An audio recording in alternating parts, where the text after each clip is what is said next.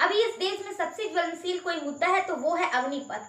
तो बहुत सारे लोग इसका विरोध कर रहे हैं, बहुत सारे लोग इसका सपोर्ट कर रहे हैं, बट मैक्सिमम लोगों को पता ही नहीं है कि अग्निपथ क्या है। तो यहाँ पे हम ना उसका विरोध करने जा रहे हैं ना उसका सपोर्ट करने जा रहे हैं।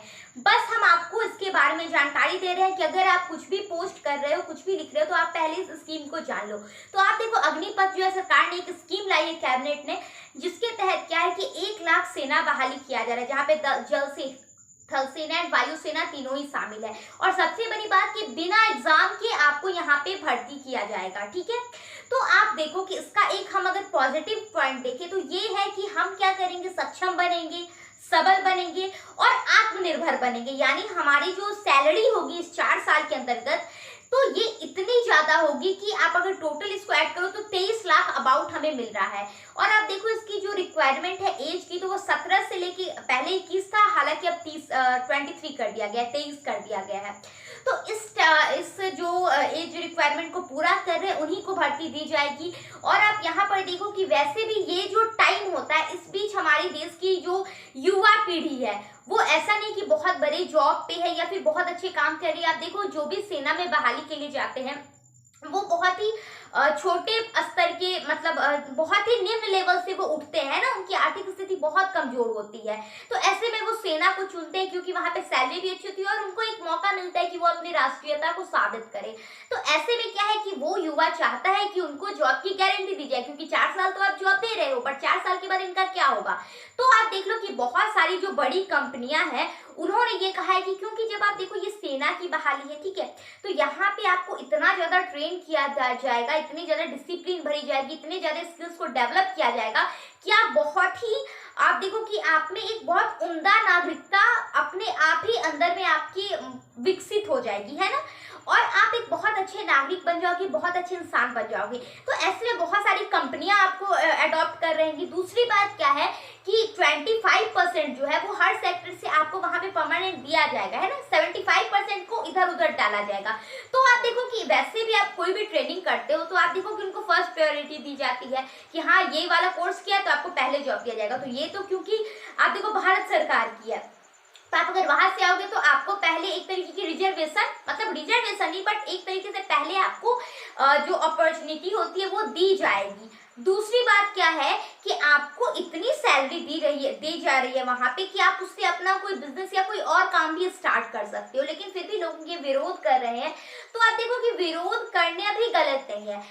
हम लोगों ने आप देखो कि हम लोग इतिहास पढ़ते हैं, इतिहास में देखो कि विरोध सबने किया है, किसने नहीं किया, चाहे वो झांसी की रानी हो, महाराणा प्रताप हो, चाहे वो पृथ्वीराज चौहान हो, है ना। इतिहास गवाह है आर्यवर्त को उस दिन ज्यादा शोक मिला, शस्त्र फेंक कर बना अहिंसक जिस दिन यहाँ अशोक मिला।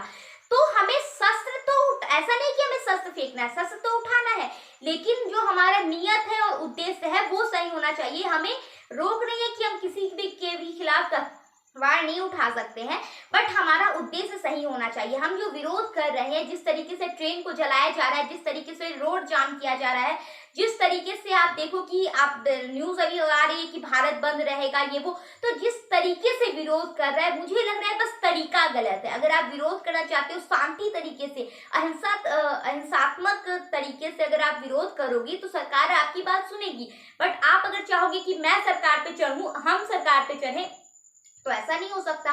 दूसरी बात क्या है कि आप देखो कि सरकार जब कोई भी स्कीम लाती तो ऐसा नहीं कि कोई एक व्यक्ति ही स्कीम लाता है, क्योंकि आप देखो इस स्कीम को डायरेक्ट हमारे जो प्रधानमंत्री हैं श्री नरेंद्र मोदी जी, उनसे जोड़ा जा रहा है कि बीजेपी की स्कीम है, बीजेपी की स्कीम है।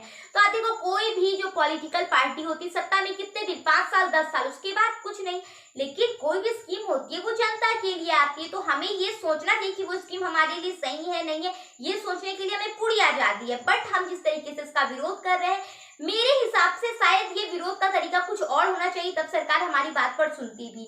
और यहाँ पर आप देख लो कि वैसे भी जो हम लोग अभी क्या कर रहे हैं ना, कोई भी काम के लायक, मतलब इस टाइम के लोग या तो पढ़ाई कर रहे हैं, कोई अच्छे से जॉब की तैयारी कर रहे हैं और उसके अलावा साइड बिजनेस इधर उधर कर रहे हैं। तो अगर हम ये कर लेते हैं तो आप देखो कि आप यूक्रेन रूस से अभी आप सीखो, यूक्रेन छोटा सा देश है, उसके बाद उन्होंने रसिया को क्या किया, इतने दिन तक झेला, रसिया वहां सकती है, इसके बाद भी रसिया को इतने दिन तक झेलना, बर्दाश्त करना कोई बड़ी बात मतलब छोटी बात नहीं है, बहुत बड़ी बात है। और ऐसे में अगर यूक्रेन इस तरीके से डट कर सामना कर रहा है, तो अगर हम अपने देश की अगर रक्षा करेंगे, आप देखो भारत क्या है, एक ग्रोइंग देश है ना, भारत विकास कर रहा है। तो ऐसे में बहुत सारे देश हमारे दुश्मन हैं, जो देश को कभी अंदर से हार्म पहुंचाते हैं, कभी बाहर से हार्म पहुंचाते हैं। और वही अभी हो भी रहा है, जो विरोध का तरीका, ऐसे क्या हो रहा है, देश कमजोर हो रहा है कि नहीं हो रहा है। आप देखो जो ट्रेन है वो क्या नरेंद्र मोदी की है, जो भी हम सरकारी धरोहर को तोड़ रहे हैं वो किसी भी पॉलिटिकल पार्टी, किसी भी नेता की नहीं है, वो हमारी है, हमारी सुविधा के लिए। और अगर हम अपनी ही चीजों को नष्ट कर रहे हैं हमारे लिए, तो ये कहाँ तक सही है। आप देखो जो आज हम ट्रेन चला रहे हैं, कल को महंगाई बढ़ेगा, दिक्कत किसको होगा, नरेंद्र मोदी को दिक्कत नहीं होने वाला है, ना किसी भी बड़े नेता को या फिर किसी को होने वाला है, दिक्कत सिर्फ और सिर्फ आम जनता को ही होने वाला है। तो हमें ये चीज समझना चाहिए कि हम जो भी विरोध कर रहे हैं या फिर जिस चीज का सपोर्ट कर रहे हैं, हमें हमारा तरीका गलत नहीं होना चाहिए। अगर हम सही तरीके से कोई काम करते हैं ना, तो काम क्या होता है कि सक्सेस होने के चांसेस होते हैं। बट अगर हमारा तरीका गलत होता है ना, तो यहाँ पे हमें कोई चांसेस नहीं होते कि हमारा बात सरकार द्वारा सुना जाएगा या किसी के भी द्वारा सुना जाएगा। तो मेरा पॉइंट ऑफ व्यू ये था, हो सकता है कि आप मेरे बात से सहमत नहीं होंगे। तो जो भी आपका पॉइंट ऑफ व्यू है, मैं ये नहीं कह रही हूँ कि आप गलत हो या फिर मैं ये भी नहीं कह रही हूँ कि मैं सही हूँ, बट मुझे जो चीजें लगी, मुझे लगा कि इस पे शायद मुझे बोलना चाहिए, तो मैंने बनाया वीडियो। आप क्या करो, अपना पॉइंट ऑफ व्यू कमेंट में जरूर करो। धन्यवाद, जय हिंद।